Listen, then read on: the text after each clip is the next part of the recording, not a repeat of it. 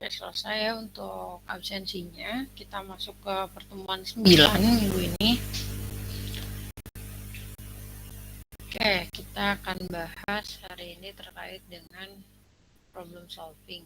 Jadi terakhir sebelum UTS kita sempat bahas juga tentang decision making gitu ya. Yang akan kita bahas hari ini adalah problem solving. Nah, kenapa kita bahas problem solving ini? Karena ya pada dasarnya kita sebagai manusia sebetulnya melakukan aktivitas menyelesaikan masalah ya dalam kegiatan sehari-hari ataupun dalam konteks pekerjaan seperti itu.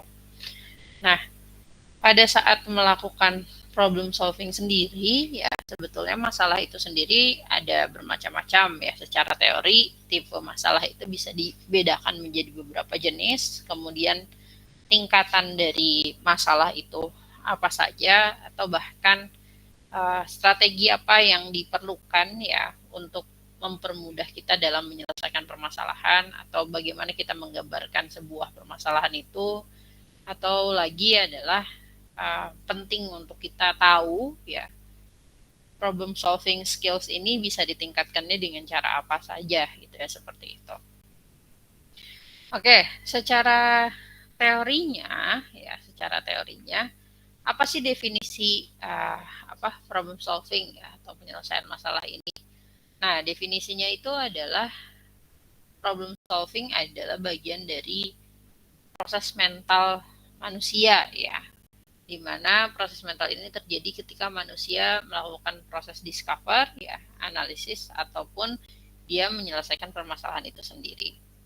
Nah, sebelum kita melanjutkan ke konteks problem solving ini ya, masalah ini atau problem itu apa sih maknanya atau artinya ya. Ini mungkin sudah pernah kita bahas pada saat kita belajar PTI, yaitu kita selalu bilang bahwasanya ya kalau seorang teknik industri kan berangkat menyelesaikan permasalahan itu dari masalah yang diidentifikasi atau kenali dulu masalahnya apa, itu kan seperti itu. Maka masalah ini sebetulnya diartikan berupa gap ya antara situasi saat ini dengan harapan ya, atau desired situation, harapan yang memang kita harapkan akan terjadi seperti apa, tapi ada gap dengan kondisi saat ini. Jadi timbullah sebuah permasalahan. Kalau tidak ada gap atau tidak ada perbedaan antara harapan dan kenyataan, maka hidup kita tidak akan bermasalah dan kita juga tidak akan menganggap sebuah hal tersebut menjadi hal yang bermasalah untuk kita gitu kan ya. Namun seringkali ya tidak semua apa yang kita inginkan, apa yang kita harapkan itu terjadi sebagaimana mestinya di realita ya. Maka itu timbullah sebuah permasalahan atau jadilah adanya masalah. Nah, tipe-tipe masalah ini bisa dibedakan menjadi 3 jenis ya. Ada diagnostic problems, design problems, ataupun contingency problems. Nah, masalah juga beda-beda. Ada yang bisa masalah itu diprediksi gitu kan ya, akan memang terjadi permasalahan terus dilihat pola penyebabnya ya. Ada juga permasalahan yang terjadi karena produk yang sudah didesain kemudian manfaatnya tidak sesuai karena desain yang salah ataupun sistem desain yang salah, atau bahkan dari konteks kontingensinya gitu, seperti itu. Oke, kalau kita kembalikan ke fungsi biologis yang ada di otak kita, karena kita membahas problem solving ini dalam konteks kognisi ya, proses berpikir manusia, maka aktivitas problem solving yang dilakukan manusia ini juga dia selalu menggunakan beberapa region dari otak kita gitu ya, seperti itu. Jadi tidak hanya berfokus pada satu region saja ya, atau misalnya otak kiri saja, otak kanan aja, atau otak depan atau bagian belakang gitu kan, enggak seperti itu. Karena dalam proses menyelesaikan masalah tentunya kita itu menyuruh otak kita untuk melakukan beberapa tugas ya, mulai dari dia harus mengidentifikasi gitu kan ya, kemudian dia juga harus mengecek maknanya, memikirkan what next-nya ya, strateginya harus seperti apa menghadapi masalah itu, kemudian kita mengingat juga kita pernah nggak menghadapi masalah yang sama, kalau dulu caranya seperti apa kita menghadapi masalah itu. Kemudian juga kita juga menyuruh otak kita untuk berpikir dalam konteks memberikan rencana ke depan ya, dan juga eksekusi strategisnya itu harus seperti apa. Kita merencanakan langkah-langkah untuk menyelesaikan masalah, tapi di satu sisi juga kita harus merencanakan juga eksekusinya seperti apa, step by step-nya harus bagaimana gitu ya. Maka itu tidak terlepas dari mulai dari peranan prefrontal cortex, hipokampus ya, ataupun dari premotor gitu ya, seperti itu. Karena kalau kita mau menyuruh bagian tubuh kita untuk mengeksekusi, pada akhirnya kita juga butuh nanti motor kita yang diarahkan oleh bagian otak yang memang menyuruh itu gitu ya, seperti itu.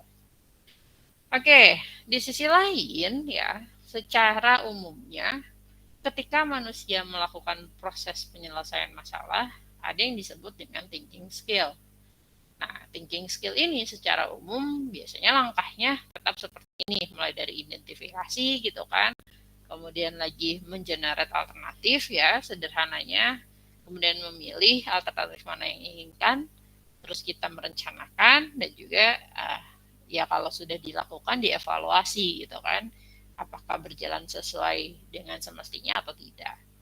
Nah, kalau kita breakdown lagi atau kita pecahkan lagi menjadi lebih rinci gitu, proses thinking skill ini sebetulnya tidak hanya proses yang cukup sederhana, karena di bagian-bagian tahapannya, baik dari aktivitas identifikasi masalah ya, ini aktivitas juga yang memang menjadi penting untuk kita latih ya. Jadi ya semakin banyak pengalaman kalian menghadapi suatu permasalahan, sebetulnya itu memperkaya kalian untuk dengan mudah mengidentifikasi masalah yang ada di konteks itu seperti apa gitu ya, seperti itu. Nah, dalam proses identifikasi masalah, clarifying ataupun exploring ini ya, tugas utamanya adalah sebetulnya mencari esensi makna dari masalah itu sebetulnya apa, siapa yang terdampak, siapa penyebabnya. Kalau yang bermasalah atas masalah itu tuh siapa saja yang ada di situ gitu kan ya, jenis masalahnya seberapa besar, seberapa kecil gitu kan ya. Di situ perlu adanya aktivitas analitik ataupun kreatif ya, karena di satu sisi harus berpikir secara analitis ya, tapi di sisi lain kalian dituntut untuk berpikir lebih banyak lagi ya. Jadi ada aspek kreatif, harus mengeksplor ya, mengidentifikasi, lihat konteks sekitar, mengingat dan lain-lain. Nah, setelah kalian bisa mengidentifikasi masalahnya, ya maka kalian kan sudah tahu masalahnya itu berkaitan dengan apa. Oh, berarti harus diselesaikan. Nah, cara menyelesaikannya dengan apa gitu kan ya. Itu masuk ke tahapan yang kedua. Nah, kita di kelas ini, taruhlah ada 18 orang gitu ya, seperti itu. Mungkin cara berpikirnya menyelesaikan permasalahan baik Devi atau Rineke atau Yehezkiel atau Badia atau yang lainnya itu beda-beda juga caranya gitu kan ya, untuk menghadapi suatu permasalahan yang sama, tapi cara berpikir untuk menyelesaikan itu akan berbeda-beda. Bahkan bisa jadi ada yang bisa mengenerate satu alternatif, ada yang bisa mengenerate lebih dari satu alternatif gitu kan ya. Itu juga akan sangat bergantung pada experience mereka gitu kan, experience orang itu di kehidupan, atau bahkan bisa jadi berhubungan dengan usia atau pendidikan ya, atau pola pikir ya, sifat karakter itu juga akan sangat berpengaruh di sini. Nah, ketika kita mengenerate cara untuk menyelesaikan permasalahan ini dan akhirnya memilih satu cara yang menurut kita lebih tepat dibandingkan alternatif lain, di sana ada peranan skill kreatif, analitik ataupun evaluatif. Kenapa ada evaluatif? Karena di satu sisi kita juga harus belajar untuk membandingkan satu alternatif dengan alternatif yang lainnya gitu ya. Makanya ada konteks evaluatif di situ. Nah, setelah kita memilih cara untuk menyelesaikan permasalahannya, apakah langsung tiba-tiba masalahnya selesai? Tentunya tidak kan ya. Nah, otak manusia juga berusaha pada akhirnya merencanakan apa langkah apa yang harus dilakukan, apa dulu tahap pertamanya, tahap keduanya, berapa lama proses misalnya memang penyelesaian masalah ini harus dilakukan gitu kan ya. Siapa yang mungkin perlu kita hubungi untuk minta bantuan gitu untuk menyelesaikan masalah ataupun hal-hal lainnya. Nah, ini termasuk pada planning yang urutan ketiga ini ya. Jadi kita berusaha untuk merencanakan. Nah, setelah kalau berbicara perencanaan, maka bukan hanya sistem analisis aja atau kemampuan untuk analisis, tapi di satu sisi kita harus bisa sistematik berpikirnya. Apa sih berpikir sistematik ini? Berpikir sistematik ini namanya planning, berarti kan dia rencana, biasanya juga berurut. Entah dari diurutkan dari yang termudah ke yang tersusah, atau planningnya itu akan diurutkan berdasarkan kurun waktu ya. Jadi apa yang harus dilakukan paling dekat misalnya di hari ini, besok, lusa, atau 1 minggu ke depan, 2 minggu ke depan, itu seperti apa untuk menyelesaikan masalah yang ada gitu kan ya. Kemudian yang terakhir, setelah memang sudah direncanakan akan seperti apa penyelesaian masalahnya ya, menjadi penting selalu melakukan proses checking ya. Jadi setiap satu step dilakukan apakah sesuai atau tidak, satu step lagi dilakukan apakah makin mendekati menyelesaikan masalah atau bisa jadi rencana kita itu sebetulnya perlu diperbaiki di tengah jalan. Nah, ini pentingnya dari proses cek ya, seperti itu. Nah, keempat aktivitas ini secara langsung sebetulnya selalu kita lakukan mulai dari kita bangun tidur sampai mau tidur lagi. Hanya saja tingkat permasalahan ataupun suatu masalah yang sedang kita hadapi itu beda-beda ya porsinya. Ada yang memang butuh cara berpikir yang lama, ya secara bahasa sehari-hari pasti kita bilangnya bentar ya mikir dulu kan seperti itu. Padahal proses berpikir itu dia tidak lepas dari keempat tahapan ini ya seperti itu. Nah, tapi yang membedakan bisa jadi untuk masalah-masalah kecil yang memang bukan berdampak sangat besar di hidup kita, masalah-masalah hari-hari ya, mungkin itu penyelesaiannya akan sangat cepat, mungkin nggak ada banyak evaluasi yang berarti kalau memang itu masuknya ke daily gitu kan seperti itu. Tapi kalau untuk permasalahan yang cukup kompleks berhubungan dengan pekerjaan, mungkin proses thinking skill ini juga dia akan berdampak pada proses berpikir yang bisa jadi lebih lama atau yang dibutuhkan ya cepat dan tepat gitu kan seperti itu. Oke, berikutnya ketika kita melakukan penyelesaian masalah ya tentunya ada beberapa strategi yang bisa kita latih ya, strategi yang bisa kita aplikasikan gitu dalam konteks ketika kita menyelesaikan suatu permasalahan. Nah, kalau kita berbicara tentang penyelesaian masalah itu kan sebetulnya juga bagian dari tugasnya seorang teknik industri ya atau sebagai engineer. Tapi secara umum kalau itu membahas bagaimana caranya kita menyelesaikan masalah yang ada di society, yang ada di perusahaan gitu kan seperti itu.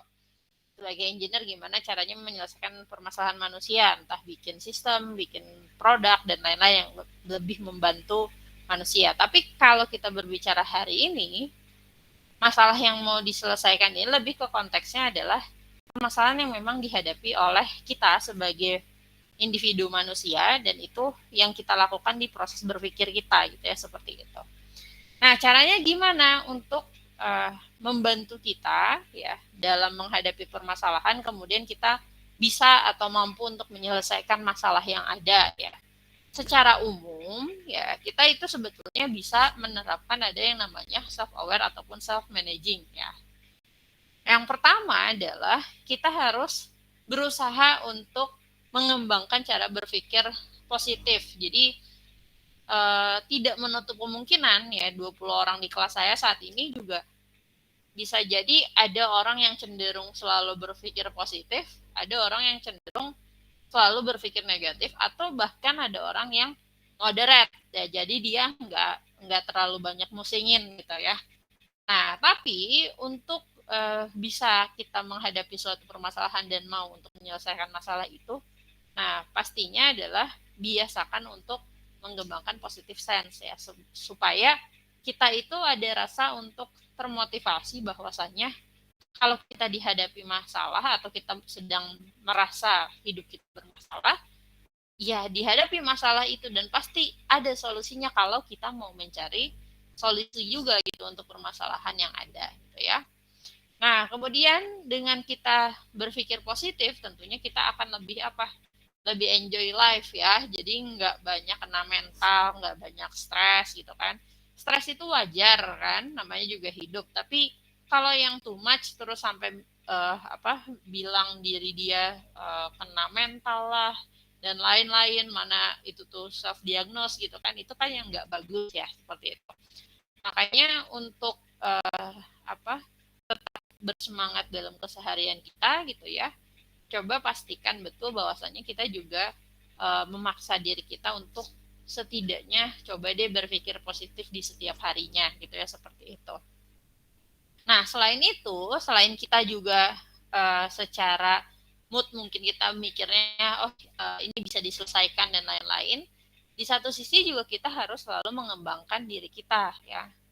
Dalam konteks misalnya kita kembangin nih skill apa yang sekiranya memang dibutuhkan oleh aktivitas di kehidupan kita gitu ya, seperti itu. Mungkin nanti kalau sekarang ya kalian sama-sama masih mahasiswa misal seperti itu, tapi nanti kalau udah bekerja kan bisa jadi kalian udah spesifik tuh mungkin bekerja dengan jadi profesi tertentu. Artinya kalaupun memang sama-sama di perusahaan bisa jadi ada yang memang harus berhubungan dengan customer langsung, ada yang di back office, ada yang mungkin kalian lebih ngasih training atau dan lain-lain ya.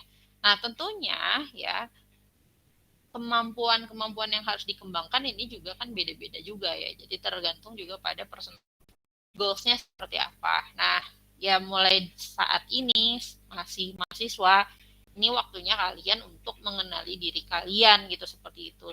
Semoga ke depan ya dengan kalian tahu diri kalian baik kelebihan ataupun kekurangan kalian, mana yang harus di-improve dan lain-lain, itu akan membantu kalian untuk mudah gitu ya, ataupun setidaknya mampu untuk menghadapi segala permasalahan yang memang ada di kehidupan gitu ya, seperti itu. Dan yang pasti ya harapannya kan kalau orang bisa menyelesaikan masalah yang dia hadapi, ya satu persatu itu masalahnya dihadapi terus menerus, ya kehidupannya menjadi lebih baik kan, harapannya seperti itu ya. Itu mungkin untuk strategisnya ya. Oke, kemudian ya problem solving strategis ini juga bisa didapatkan selain tadi hal yang bentuknya personal, pengembangan ke diri kita, pemikiran ke diri kita juga sebetulnya bisa melatih problem solving strategis ini atau kemampuan kita dalam menyelesaikan permasalahan. Biasanya dengan cara apa? Ya temukan challenge-challenge yang memang baru untuk kalian ya. Misalnya kalian join organisasi, join misalnya lagi grup untuk performance gitu ya, atau kalian join organisasi terus dikasih tanggung jawab, atau kalian memilih jadi leader di suatu konteks terserah, mau misalnya konteksnya di dalam skop kampus atau lebih luas lagi ya, itu juga tentunya akan melatih kalian dihadapkan dengan berbagai macam masalah, terlepas dari masalah diri kalian sendiri untuk yang masalah harian ya, seperti itu. Nah, dari situ kalian kan kalau sudah ada tanggung jawab, mau tidak mau di satu sisi jadi terpaksa untuk berpikir mencari solusi. Nah, itu. Nah, situasi itu mahal karena nggak semua orang tiba-tiba harus terpaksa mencari solusi gitu kan ya. Nah, ketika kalian dihadapkan dengan situasi seperti itu, mungkin pada saat itu sangat berat untuk kalian, tapi at the end nanti kalau kalian saat bekerja terus mengalami konteks yang mungkin mirip gitu ya, itu akan mempermudah kalian, oh tahu nih waktu itu harusnya cara nyelesainnya kayak gini, bukan seperti ini, yang tepatnya kayak gini nih gitu kan ya. Jadi kalian belajar di situ untuk tahu bagaimana caranya menyelesaikan masalah gitu ya. Oke, sama halnya sebetulnya kalau kita berbicara problem solving ini atau kemampuan thinking skill tadi ya, ini nggak bisa kayak kalian ikut kuliah saya hari ini terus nanti taruhlah jam 2 siang atau jam 3 sore kalian udah langsung saya pokoknya bisa banget nih menyelesaikan segala macam masalah, saya pokoknya problem solving atau thinking skillnya akan jadi sangat baik. Enggak seperti itu. Mungkin kuliah saya sebatas insight untuk kalian, tapi bagian dari latihan kalian, experience kalian itu tentunya akan sangat bergantung pada diri kalian sendiri gitu ya, seperti itu. Jadi silahkan digali lagi potensinya, terus ya dengan kalian tahu cara menyelesaikan masalah atau cara orang berpikir untuk menyelesaikan masalah, itu akan membantu kalian ketika kalian menghadapi jenis manusia yang beragam, atau kalian ketika dihadapi harus memanajerial orang dengan beberapa perbedaan karakter gitu kan, seperti itu. Itu juga akan sangat membantu seperti itu. Oke, kemudian kalau dikembalikan lagi ke teorinya, ya, problem solving strategis itu juga dalam menyelesaikan masalah ini ada beberapa tipe, ada algoritma, heuristik, trial error, sama insight. Nah, kalau yang tipe algoritma ini sebetulnya dia sudah terstruktur, biasanya permasalahan yang bisa diprediksi ya, terus terkuantifikasi ya, jadi mudah untuk dicari solusinya ya. Kemudian lagi ada dia pakai perhitungan, kemudian dicari segala macam caranya ya, kemudian dicoba. Kemudian ada trial error. Kalau trial error ini biasanya permasalahan yang memang kita belum pernah sebelumnya menghadapi permasalahan itu, maka kita akan coba-coba mengambil solusi yang ada ya. Di sini ada risiko yang cukup besar juga di trial error ya. Kemudian ada juga insight. Nah, manusia ini makhluk sosial, menariknya dia juga punya pandangan ya. Kalau manusia ini mungkin bisa jadi ya 19 orang di kelas saya ini beda-beda terkait dengan nilai-nilai yang dia pegang di kehidupannya, itu kan seperti itu. Atau ada orang yang cenderung insight-nya itu lebih ke arah sosial, lebih ke arah ekonomi, atau lebih ke arah sesuatu hal yang menguntungkan buat diri dia gitu ya. Salah nggak? Enggak, karena ya manusia terbentuk atas karakter gitu kan ya, ataupun ya mulai dari kecil juga cara diasuh dan lain-lain itu kan sangat berpengaruh terhadap cara pandang seseorang. Nah, insight ini juga akan membantu ataupun sedikit banyak berpengaruh ketika orang itu menyelesaikan sebuah permasalahan ya, seperti itu. Oke, nah kalau kita kembalikan ke teorinya lagi ya, problem solving ini juga ada yang disebut dengan problem solving basic ya, di mana ketika menentukan strategi untuk menyelesaikan suatu permasalahan ya, biasanya kita itu jangan sampai lupa untuk menyelesaikan sumber masalahnya, bukan simptomnya. Jadi perlu diketahui betul saat kita mengidentifikasi permasalahan itu, penyebab permasalahan itulah yang mau kita selesaikan, bukan simptom ataupun ciri-ciri awalnya saja ya.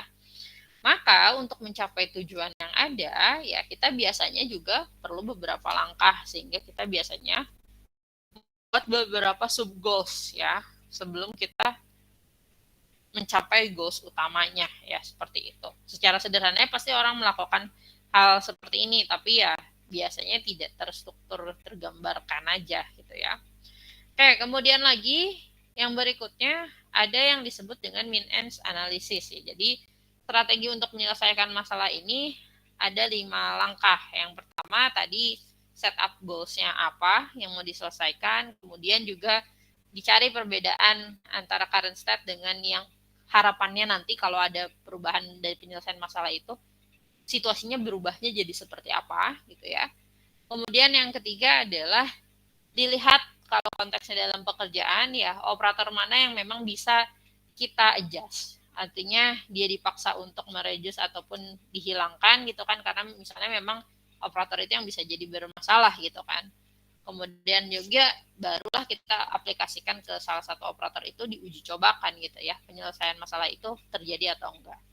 Mungkin kalau konteks di pekerjaan ini agak sedikit abu-abu ya, karena ya kalian belum secara praktikal langsung menghadapi itu. Tapi yang bisa kalian cek sebetulnya kalau konteksnya kalian sedang ada tugas kelompok ya, kalau mungkin mahasiswa banyak ya sering berkelompok ya, kelompok kerja apapun itu.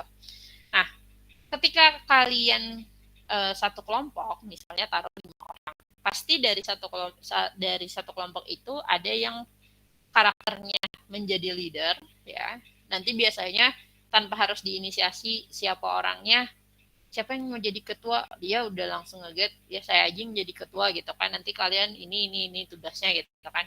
Ada yang si paling ya udah deh ngikut aja gitu kan, ada yang mau berusaha join tapi secara skill mungkin nggak mumpuni tapi dia tuh semangat untuk ngerjain misal seperti itu. Ada yang biasa-biasa aja gitu ya, jadi dia semangatnya biasa, skillnya juga biasa aja. Nah, di satu sisi, kalau kita berbicara tadi konteksnya adalah kelompok kerja, biasanya yang punya tanggung jawab lebih besar itu adalah ketua kelompoknya. Ya. Maka ketua kelompok itu sebetulnya dihadapkan dengan permasalahan membawa si kelompok ini harus misal gitu ya, mencapai atau menyelesaikan tugasnya. Ya, berarti kan goalsnya bisa jadi apa namanya adalah tugas dari si kelompok ini selesai, itu kan seperti itu ya. Kemudian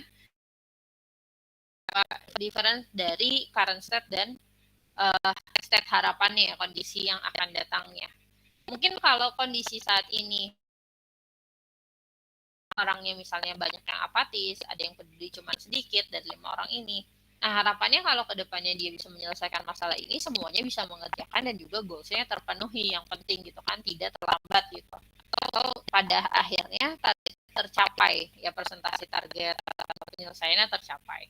Maka dia ceklah operator mana yang kira-kira bisa menghambat atau malah bisa membantu. Nah, itu juga dicek mana yang mau difokuskan, atau mau bodo amat nih sama yang tadi ngekor aja nggak kerja, udah cuma nama doang nggak kerja gitu kan ya. Yang penting udah deh, ya goalsnya adalah selesai. Nama darurat nggak peduli deh sama orang itu gitu kan, nanti tinggal dicoret aja namanya atau kayak gimana, atau emang ya udah diikutin aja tapi ya udah kita yang ngerjain, yang dia nggak usah. Atau memang dia sistemnya pokoknya harus semuanya kerja dan semuanya juga harus tercapai tugasnya, maka dia mau nggak mau harus ngelakuin pendekatan personal misalnya seperti itu. Nah, di poin 3 itu dia memilih sekiranya mana yang buat dia bisa menyelesaikan masalah sesuai dengan kondisi dia, dan juga tadi kalau bisa cukup nggak waktunya untuk dia melakukan itu gitu kan ya. Baru pada akhirnya ya kembalikan lagi ke 4 urutan tadi ya, dia planning, akhirnya dia eksekusi kan, apply ke operator. Misalnya dia pilih mau pendekatan personal, maka tadi yang temennya yang misalnya nggak mau bantu ngerjain ini, ya diajak ngobrol baik-baik dan lain-lain gitu kan, akhirnya mau ngerjain, berarti kan itu cara dia menyelesaikan masalah pada saat itu berhasil gitu kan, seperti itu. Jadi itu adalah contoh case dari yang 5 steps ya. Oke, berikutnya proses penyelesaian masalah juga bisa jadi dengan cara kita menganalogikan kondisi permasalahan yang ada. Nah, contohnya ada yang disebut dengan the jealous husband problem ya. Nah, biasanya kalau yang berhubungan dengan the jealous husband problem ini berhubungan dengan konteks-konteks permasalahan yang dihadapi dari situasi sosial. Jadi permasalahan antara manusia dengan manusia ya, kayak gitu. Nah, kita bisa melihat kacamatanya. Jadi kalau misalnya permasalahan itu, kalau kita merespon A, orang itu akan seperti apa, tapi kita balikin ke diri kita dulu. Kalau kita yang dapat respon seperti itu, kita tuh malah akan jadi marah atau enggak ya gitu. Atau pantas nggak sih orang itu jadi marah, atau pantas nggak sih orang itu malah nggak mau nerima negosiasi kita dan lain-lain ya.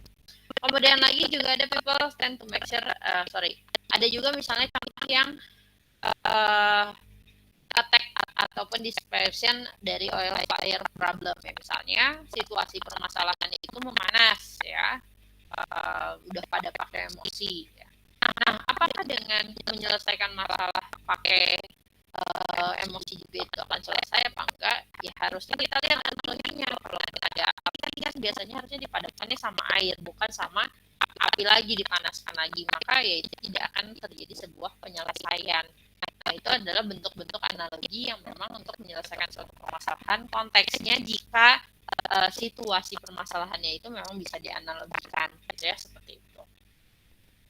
Oke, berikutnya tadi ada trial error ya. Ini mau tidak mau ya ya uji coba ya, namanya nggak tahu mau selesaiin cara apa, coba deh, coba A, coba B gitu kan ya, seperti itu. Kemudian juga ada working backward, ini berhubungan dengan strategi,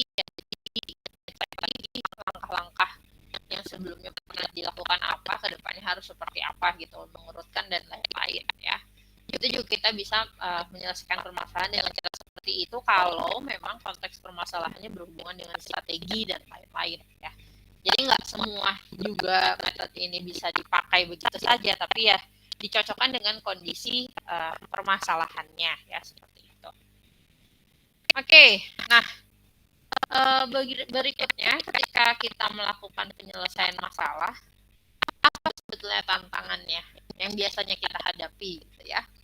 Yang pertama ada functional fitness ya, ini berhubungan dengan kemampuan kita sebetulnya untuk merepresentasikan masalah itu sendiri, memahami masalah itu sendiri. Kemudian lagi yang kedua ada irrelevant and misleading information. Ya, ini biasanya berhubungan dengan terkadang kita tuh salah nangkep informasi atau memang informasi yang dikasih itu juga nggak sesuai.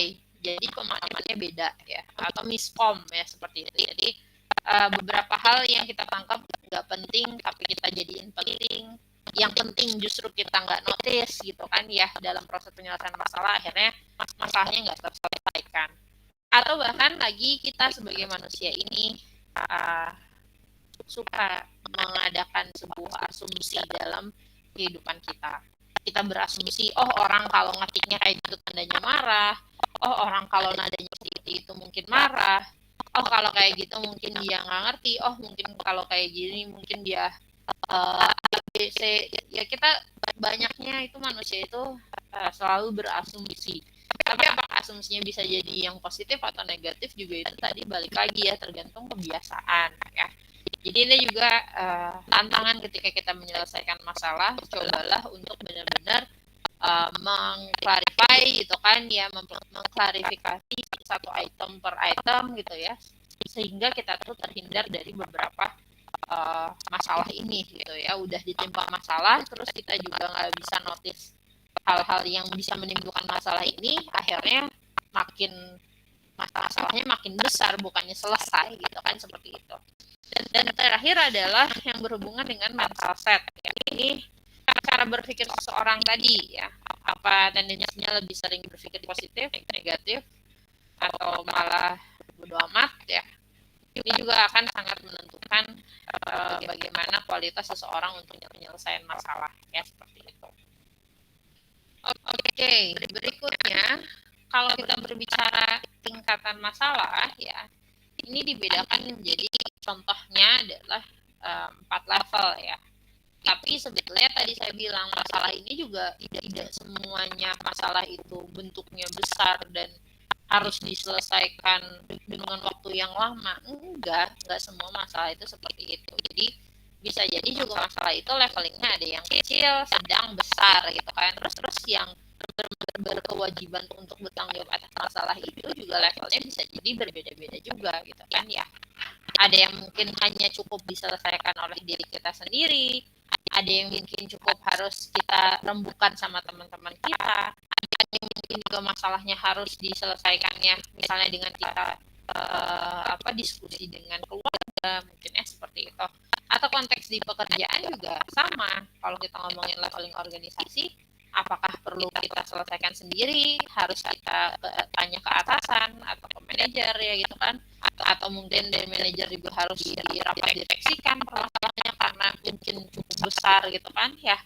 Itu yang membedakan antara leveling permasalahan. Jadi selain skop permasalahannya, di satu sisi juga siapa yang harus bertanggung jawab ya, dan berapa lama masalah itu harus cepat diselesaikan dan lain-lain. Itu berpengaruh pada levelingnya. Oke, nah berikutnya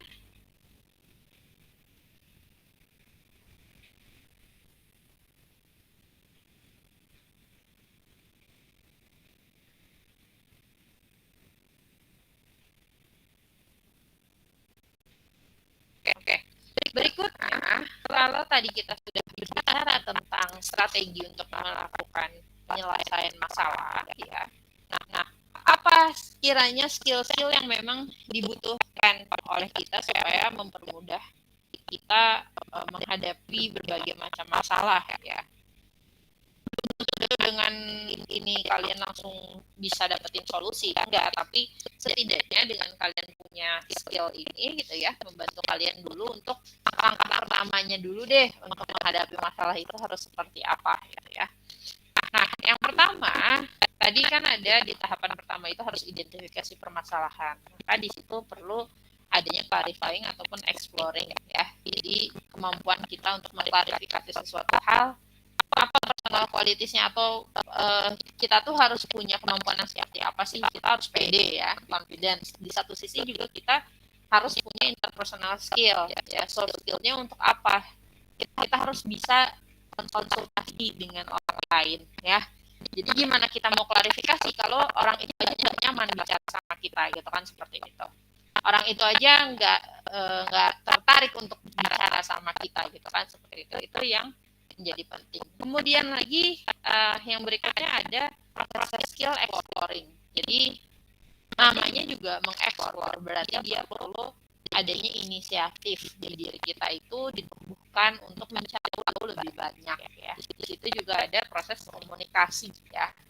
Nah, itu sangat penting juga. Jadi ini berhubungan juga di satu sisi dari aktivitasnya, di sisi lain juga soft skill yang memang harus dimunculkan ya.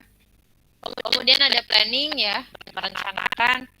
Personal qualities-nya harus apa? Harus persisten dong. Persisten itu artinya kalian sesuai dengan urutan yang ada gitu kan, tetap mau melaksanakannya, nggak mudah menyerah gitu.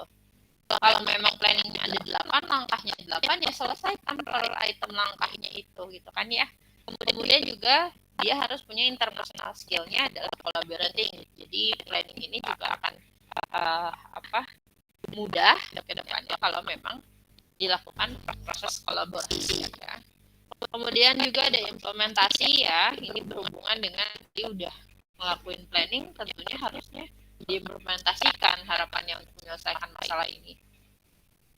Di sini ada reliability ataupun komunikasi ya, idea. Jadi gimana caranya supaya yang ada di planning tadi bisa diimplementasikan, dikomunikasikan how to-nya itu gitu kan ya ke orang-orang sekitar ataupun orang yang memang ada di permasalahan itu supaya bisa menyelesaikan masalahnya gitu kan ya, langkah-langkahnya dilakukan. Kemudian ada checking, reflecting ataupun reviewing ya, ini sebetulnya dalam proses tadi melaksanakan implementing my planning ini ya, di sisi lain kalian kan harus mengecek apakah berjalan atau tidak, apakah masalahnya semakin sempit terselesaikan atau tidak. Di sini ada juga interpersonal skill-nya dibutuhkan untuk terbiasa untuk bertanya, terbiasa untuk minta bantuan, terbiasa untuk mendengarkan ya. Ini adalah bagian-bagian dari cara kita untuk menyelesaikan permasalahan. Jadi masalah ini beda-beda, tapi kalau misalnya apalagi yang berhubungan sama manusia, misalnya bermasalahnya, ini listening ini menjadi penting ya, interpersonal skill-nya. Karena kebiasaannya kan orang pengennya ngomong terus dianya yang didengerin gitu kan, tapi ngedengerin nggak mau gitu kan, kadang seperti itu. Jadi ya silahkan kalian coba cek ke diri kalian sendiri mana yang kiranya kuat ya di skill-skill ini yang ada di dipertahankan gitu. Kalau yang belum ada coba dilatih pelan-pelan gitu ya, seperti itu. Ya, berikutnya ada juga problem solving ya. Jadi bisa jadi kita itu dihadapkan permasalahan dalam satu waktu itu tidak hanya satu masalah. Bisa jadi satu waktu itu ada beberapa masalah muncul ya, seperti itu. Nah, kalian juga tapi jangan langsung kayak wah, ya udah deh mau nyerah aja gitu kan ya. Ya nyerah juga bukan solusi karena bukan kayak main game kan. Kalau nyerah terus bisa di-reset gitu ya. Enggak seperti itu. Apalagi kalau permasalahannya berhubungan sama kerjaan. Yang ada mau nyerah aja nanti dipecat, atau mau nyerah aja kalian keluar dari kerjaannya gitu kan. Enggak seperti itu. Jadi ketika kalian dihadapkan sebuah permasalahan, bahkan permasalahannya lebih dari satu di dalam satu waktu, pilihlah dulu memang mana yang lebih penting untuk diselesaikan duluan. Entah dari segi waktu, Atau yang kedua adalah segi efeknya. Kalau kalian nggak nyelesain masalah itu, efeknya mana yang paling besar ke diri kalian? Bisa seperti itu. Kemudian, kalaupun kalian memang fokus pada satu permasalahan dan memang hanya ada satu permasalahan, di mana permasalahan itu untuk menyelesaikannya ada beberapa tahapan, gitu kan ya. Nah, kalian bisa menyelesaikan tahapan itu dari yang paling dibutuhkan tercepat untuk diselesaikan atau dilakukan, atau mau lihat dari yang memang termudah untuk dilakukan duluan langkah-langkahnya. Itu juga bisa. Nah, itu namanya problem shaping ya. Jadi betul-betul melihat gimana caranya menyelesaikan itu, tapi kita mengurutkan mana yang lebih penting untuk kita cari gitu kan, permasalahan solusinya seperti apa gitu ya. Oke, berikutnya kalau kita berbicara penyelesaian masalah lagi ya, gimana caranya teknik-teknik untuk mengembangkan skill kita untuk menyelesaikan sebuah permasalahan ya. Ini ada mulai dari brainstorming, diagrams, kemudian juga ada SWOT ya, ada six thinking hats atau risk analysis, bahkan cost benefit dan misalnya timeline ataupun flowchart. Nah, brainstorming ini sebetulnya kurang lebih mirip sederhananya seperti diskusi, tapi biasanya kalau kita berbicara brainstorming dia ada topik-topiknya yang sudah ditentukan apa yang mau dibahas per satuan waktunya. Kemudian kalau SWOT ini buat mempertimbangkan apa kekuatan, kelemahan, peluang gitu kan ya.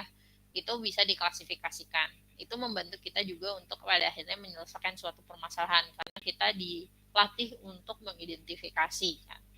Kemudian lagi ada six thinking hats ya. Nah, six thinking hats ini mirip sebetulnya dengan different views ya. Jadi di teorinya bahwasannya orang itu manusia ini ya bisa jadi punya beberapa kepribadian ya seperti itu. Jadi ada yang dia lagi mode rajin, modenya lagi males gitu kan ya. Kan kita bukan robot ya, nggak 24 jam pokoknya saya rajin terus setiap waktu. Pokoknya saya moodnya baik terus setiap waktu. Seperti itu. Nah, di Six Thinking Hats ini, nah pakailah topi yang memang sesuai dengan kondisi permasalahan yang ada. Jadi kalian belajar untuk mengetahui ya kondisi yang ada itu seperti apa. Dan kalian itu siapa di situ peranannya. Nah ini menjadi penting untuk menyelesaikan permasalahan. Kan nggak mungkin misalnya kalian nanti udah bekerja terus di tempat kerja dihadangkan dengan suatu permasalahan. Terus kalian nanti di sana marah-marah, pokoknya saya pengennya seperti ini gitu. Padahal kalian misalnya pegawai baru, masih baru, saya orangnya emang begini ya, mau nggak mau perusahaan harus menerima saya kayak begini, kan nggak seperti itu gitu kan ya. Nah jadi kembali lagi kalau seperti itu pastikan betul kalian itu siapa di situ di konteks permasalahan itu, dan harus jadi diri kalian yang bagaimana di Six Thinking Hats itu di kondisi itu gitu ya. Jadi itu adalah sebetulnya pembelajaran juga supaya pemecahan masalah ini selesai atau masalah ini bisa diselesaikan, kalian harus lagi pakai topi yang mana gitu. Oke, kemudian lagi ya menarik six thinking hats ini ya. Jadi ya ternyata yang saya ucapkan tadi itu ada loh di tempat kerja tuh yang bisa seperti itu dan bisa terjadi hal-hal seperti itu. Nah, ya harapannya sih ke kalian nanti jangan sampai kejadian seperti itu ya. Jadi ya ada ya apa maksudnya pekerja yang nggak sadar bahwasanya ya dia tuh nggak bisa sejauh itu karena ya dia kapasitasnya nggak sampai ke sana atau kewenangannya nggak sampai ke sana gitu kan seperti itu. Kemudian lagi juga melatih analisis risk analysis ya untuk menyelesaikan sebuah permasalahan. Kita memilih nanti solusi itu yang paling biasanya resikonya paling rendah, efeknya buat diri kita ya. Itu sangat wajar dan biasanya kalian sebetulnya juga melakukan itu kok gitu ya. Karena pada dasarnya manusia kan juga pengennya ya mudah, untung gitu kan ya seperti itu ya. Ya itu biasanya dilakukan, tapi kalau berbicara risk analysis bisa jadi perhitungannya lebih detail lagi gitu ya, entah aspek waktu, aspek biaya ya, atau misalnya energi dan lain-lain. Kemudian ada cost benefit analysis. Nah namanya kalau udah cost benefit analysis, ketika dihadapkan sebuah permasalahan dan kita mau menyelesaikan itu, ya, kacamata yang dipakai itu adalah ngomongin tentang keuangan, cost yang dikeluarkan, benefit atau keuntungan yang didapatkan. Nah, itu dihitung. Biasanya permasalahannya misal perusahaan harus beli mesin, misalnya entah mesin apapun lah ya, harus beli mesin. Nah, kemudian bingung mau beli mesin yang mana. Di satu sisi dihadapkan dari ada 3 penawaran, misal seperti itu. Nah, cost benefit analysis ini juga bisa dijadikan dasar untuk pemilihan mesin mana yang pada akhirnya dipilih. Entah dari konteksnya pengiriman barangnya, durability-nya, kekuatan barangnya, atau performansi si mesinnya, dia bisa produksi berapa gitu kan ya, atau dari aspek listriknya mungkinnya seperti itu juga bisa berefek ke cost juga gitu kan, seperti itu. Kemudian ada timelines ataupun flowchart ya, dengan kalian terbiasa membuat timelines itu kan berarti rancangan waktu, rencana ke depannya seperti apa, itu akan memudahkan kalian untuk terbiasa melakukan planning. Nah, kalau kalian suka melakukan timelines untuk aktivitas kalian sehari-hari, biasanya ketika kalian dihadapkan dengan suatu permasalahan, apapun itu bentuknya, di kemudian hari, kalian akan terbiasa untuk ngasih time frame ya. Jadi, saya harus ngelakuin beberapa step, step ini bisa dilaksanakan berapa hari gitu kan ya, dan sebagainya gitu ya. Itu juga bisa dipakai untuk menyelesaikan permasalahan, atau bahkan flowchart ya. Flowchart ini terdengar sederhana, tapi untuk beberapa permasalahan yang kompleks dan memang mencakup banyak orang, daripada kalian kasih perintah untuk menyelesaikan langkah-langkah penyelesaian masalah itu secara verbal, lalu tidak ada gambar visual gitu kan ya, flowchart ini adalah salah satu teknik yang bisa dipakai gitu ya untuk menyelesaikan permasalahan secara misalnya seragam gitu, untuk setiap orang bisa melakukan hal itu gitu ya, seperti itu. Oke, mungkin itu aja untuk materi hari ini. Ada yang mau ditanyakan sebelum saya akhiri? Gimana? Atau cukup?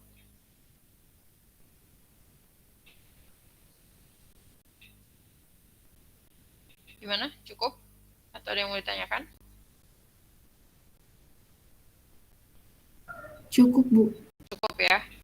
Oke, kalau gitu saya akhiri untuk kuliah hari ini. Terima kasih sudah ada di kelas saya. Mohon maaf bila ada salah-salah kata. Semoga ilmunya bermanfaat. Wassalamualaikum warahmatullahi wabarakatuh. Selamat siang.